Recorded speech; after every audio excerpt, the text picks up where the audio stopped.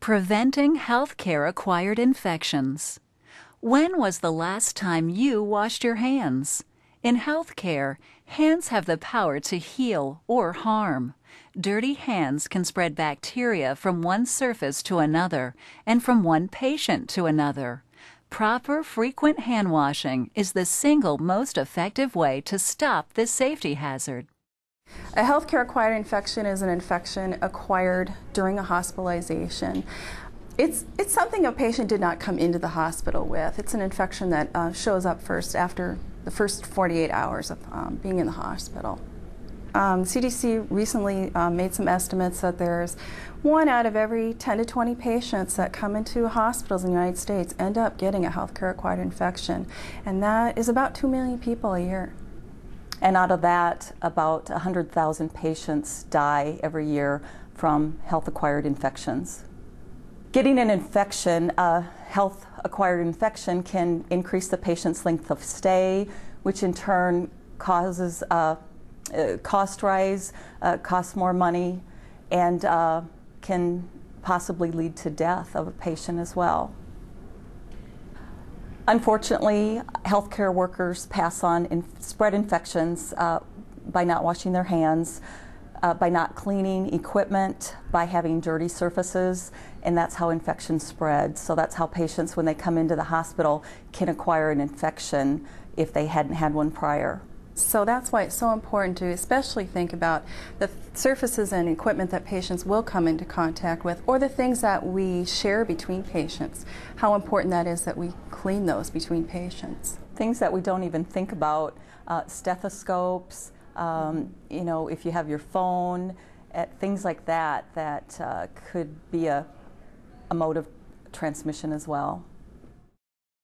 How clean are my clinician's hands? One of the things that we've worked on, and this was a good 2-year project, really looking at every piece of equipment that we own or use when we're caring for patients, and really looked at the whole cleaning process, who's cleaning it, what it needs to be cleaned with, and how often it needs to be cleaned. And what we've done recently is kind of done a poster campaign called Did You Know, which really kind of puts it into perspective for people, what they're using every day and what effect that may have on their patients. What's nice is that we've done this system-wide, so we have consistency with policies and procedures so that we are doing it all the same way and the best way. We were having patients observe us, as Linda had mentioned, through surveys, but we were feeling we weren't quite capturing the real picture. So we selected a group of us to go out and actually do peer observation, which means we're watching each other. And we found that we weren't doing as good as our patients thought we were doing. So we went back to all the directors and said, look, we need to make a change. So now we do weekly monitoring, and you'll never know who's really watching you. So it's kind of like secret shopper idea. And we have noticed a big change. Now we are actually up to where our patients really did think that we were. We had started out doing more monitoring in the clinic setting, and now we're really looking at monitoring in the hospital as well. And we've recently developed a new monitoring system where we're looking at 10 observations every week to identify if people are properly doing hand washing properly. And in infection control, when we do identify a healthcare-acquired infection in one of our patients, we do pass that knowledge along to our providers and those that were caring for that patient. So they're more aware of that those things are happening. Speak up. Patients are our most important healthcare partners.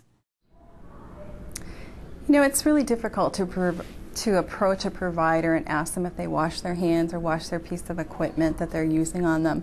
But we do encourage patients and their families to become our partners in their care. We do have posters in some of our rooms that state, you know, have you asked your provider if they've washed their hands, or have you seen your provider wash their hands?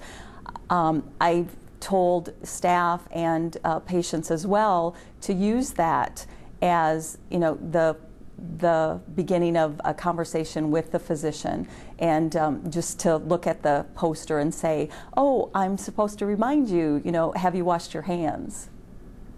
I think we've developed a just culture within the system now, so that they realize that patients and their families will be asking them questions about their care, and they do not feel defensive about it, but are encouraged by it.